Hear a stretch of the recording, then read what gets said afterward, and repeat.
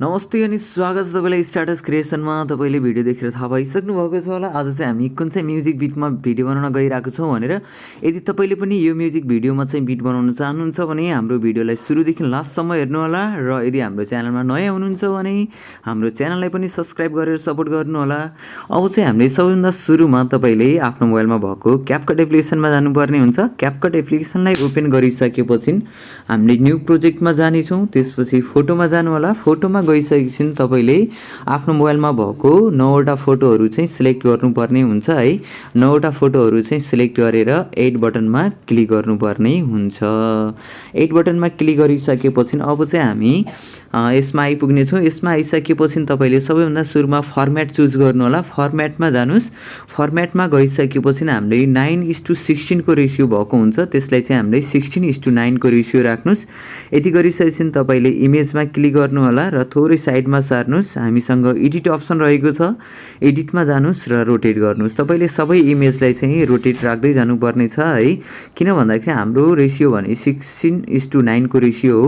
त्यो भएको कारणले हामीले चाहिँ यसलाई रोटेट गऱ्यौँ। र लास्टमा आउनुहोस्। हामीसँग एउटा वाटरमार्क रहेको छ। यसमा क्लिक गर्नुहोस्। त्यसपछि डिलिट गर्नुहोस्। यो चाहिँ हाम्रो क्यापकटको वाटरमार्क रहेको थियो है। तपाईँले त्यसलाई डिलिट गर्न सक्नुहुन्छ। र स्टार्टिङमा आउनुहोस्। स्टार्टिङमा आइसकेपछि थोडा ब्याक गर्नुहोस् है।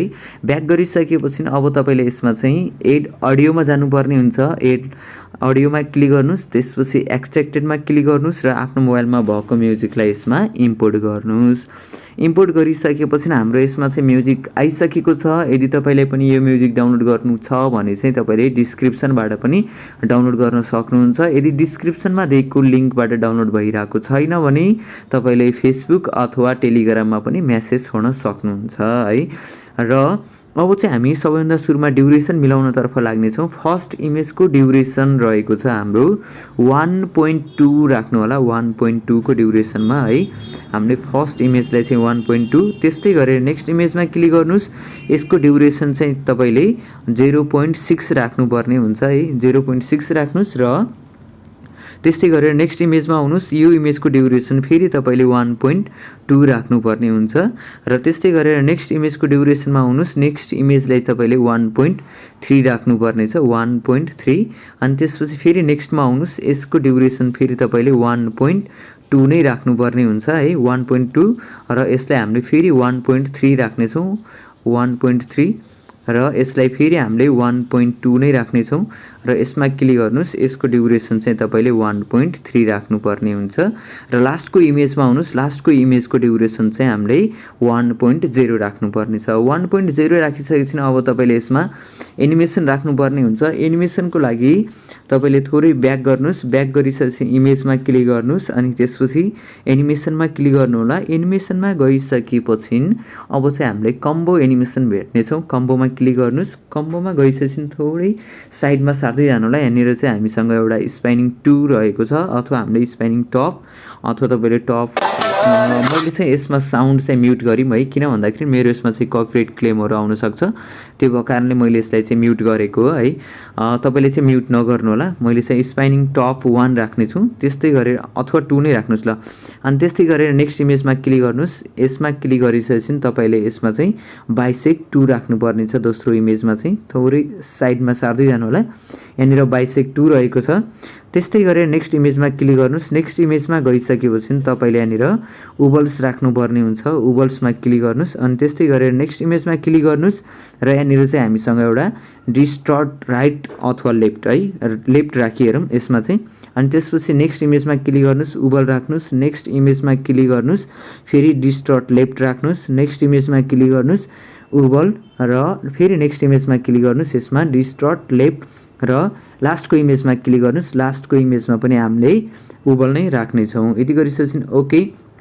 अब चाहिँ हामी स्टार्टिङमा आउनुहोस्। स्टार्टिङमा आइसकेपछि हामीले चाहिँ इफेक्ट राख्नुपर्ने हुन्छ। इफेक्टको लागि तपाईँ मेनुमा आउनु होला। मेनुमा आइसकेपछि अब चाहिँ हामीले दुईवटा इमेजको बिचमा जानेछौँ। दुईवटा इमेजको बिचमा गइसकेपछि तपाईँले इफेक्टमा जानु होला। इफेक्टमा गइसकेपछि भिडियो इफेक्टमा जानुहोस्। भिडियो इफेक्टमा गइसकेपछि थोरै साइडमा सार्दै आउनु होला। मोड अप्सनमा चुज गर्नुहोस् है। मोडमा गइसकेपछि हामीले मेटेर इफेक्ट राख्नुपर्ने हुन्छ। त्यसको लागि तपाईँले थोरै तल आउँदै जानु होला। आउनु होला। त्यसपछि यहाँनिर मेटर इफेक्ट रहेको छ र यसलाई ओके। अब चाहिँ तपाईँले फेरि मेटरको इफेक्टलाई चाहिँ तपाईँले जहाँसम्म इमेज रहेको छ त्यहाँसम्म यसमा ड्युरेसन मिलाउनु पर्ने हुन्छ र कपी गर्नुहोस् र यसलाई हामीले फेरि यहाँसम्म राख्नेछौँ। फेरि सरी मैले चाहिँ यसमा कपीमा क्लिक गर्नुपर्ने। ल कपीमा क्लिक गर्नुहोस्, त्यसपछि कपी हुन्छ र यसलाई फेरि कपी गर्नुहोस् र यसको ड्युरेसन चाहिँ तपाईँले प्रत्येकमा मिलाउनु पर्ने हुन्छ है। यस, अब चाहिँ हामीले यसलाई पनि मिलाएर यसलाई पनि कपी गर्नुहोस् र यसको ड्युरेसन पनि हामीले मिलाउनु पर्ने हुन्छ। सबै इमेजमा गएर तपाईँले यसको ड्युरेसन चाहिँ मिलाएर राख्नु होला र यसलाई पनि कपी गर्नुहोस्। यति मिलाउनेछौँ। यति मिलाइसकेपछि अब हामी फेरि स्टार्टिङतिर आउनेछौँ, भिडियो इफेक्टमा जानेछौँ। भिडियो इफेक्टमा गइसकेपछि तपाईँले फ्रेममा आउनु होला, फ्रेममा क्लिक गर्नुहोस्। फ्रेममा गइसकेपछि तलतिर आउनु होला, हामीसँग एउटा लिड इफेक्ट रहेको छ एलइडी, यसमा क्लिक गर्नुहोस् र ओके। र यसको ड्युरेसन चाहिँ हामीले फुल लेन्थसम्म राख्नेछौँ है। फुल लेन्थसम्म राखिसकेपछि अब चाहिँ हामीले यसलाई सेभ गर्नुपर्ने हुन्छ। सेभको लागि चाहिँ माथि एरो दिएको छ, तपाईँले यसमा गएर क्लिक गर्नुपर्ने हुन्छ। क्लिक गरिसकेपछि यो चाहिँ हाम्रो सेभ हुन लाग्नेछ है। तपाईँले यहाँसम्म चाहिँ यो भिडियो के कस्तो लाग्यो त्यस्तै प्रतिक्रिया दिन चाहिँ नबिर्सिनु होला र हाम्रो भिडियोलाई लाइक गर्नुभएको छैन भने भिडियोलाई लाइक पनि गर्नु होला, सेयर पनि गर्नु होला र यदि हाम्रो च्यानलमा नयाँ हुनुहुन्छ भने सब्सक्राइब पनि गर्न नबिर्सिनु होला।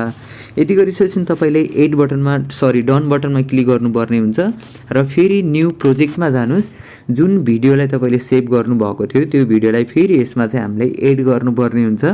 एड किन गरिरहेको छौँ भन्दाखेरि हाम्रो टिकटकको रेसियो भनेको चाहिँ 9:16 को रेसियो हुन्छ। त्यो भएको कारणले हामीले फेरि स्टार्टिङमा यसलाई अपलोड गरेर फेरि फर्मेटमा जानेछौँ। त्यसपछि 9:16 को रेसियो राख्नुहोस्, भिडियोमा क्लिक गर्नुहोस्, थोरै साइडमा सार्दै जानुहोस् थोरै है। अनि त्यसपछि एडिटमा जानुहोस् र यसलाई रोटेट गर्नेछौँ। यो चाहिँ अब हाम्रो 9:16 को रेसियोमा आइपुग्नेछ। र तपाईँले चाहिँ एउटा काम चाहिँ नबिर्सिनु होला। के काम भनेपछि तपाईँले चाहिँ यहाँनिर लास्टमा आउनु होला, फेरि वाटरमार्कमा क्लिक गर्नुहोस् र डिलिट गर्नुहोस् है। डिलिट गरिसकेपछि अब तपाईँले यसलाई चाहिँ सेभ गर्नुपर्ने हुन्छ। सेभको लागि माथि फेरि त्यही एरोमा क्लिक गर्नुपर्ने छ र हाम्रो भिडियो सेभ हुनेछ है। र हाम्रो भिडियोलाई लाइक गर्नु चाहिँ नबिर्सिनु होला र भिडियोलाई सेयर पनि गर्न चाहिँ नबिर्सिनु होला।